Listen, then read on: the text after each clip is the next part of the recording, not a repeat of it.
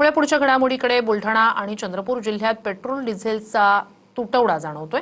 यामुळे पेट्रोल पंपावर वाहनांच्या रांगा लागल्यात। चंद्रपूर जिल्ह्यातील अनेक पेट्रोल पंपांवर डिझेल मिळतच नसल्यानं शेतकरी अडचणीत आले। डिझेलसाठी पंपावर कॅन घेऊन शेतकऱ्यांनी मध्यरात्री रांग लावल्याचं पाहायला मिळालं।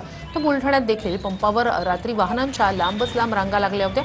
काही शेतकऱ्यांनी पंपावर ट्रॅक्टर आणले होते।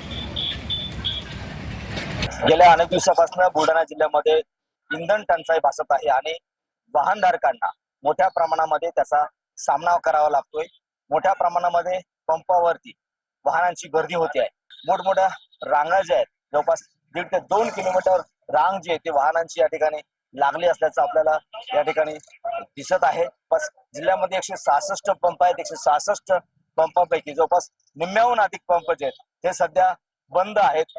तात्काळ जे इंधन जे आहे ते वाहन चालकांना उपलब्ध करून द्यावं अशा प्रकारची मागणी जी ते जिल्ह्यातील वाहन चालकांनी केली आहे। कॅमेरामन निलेश देशमुख सह गणेश सोळंकी, टीव्ही 9 मराठी, बुलढाणा।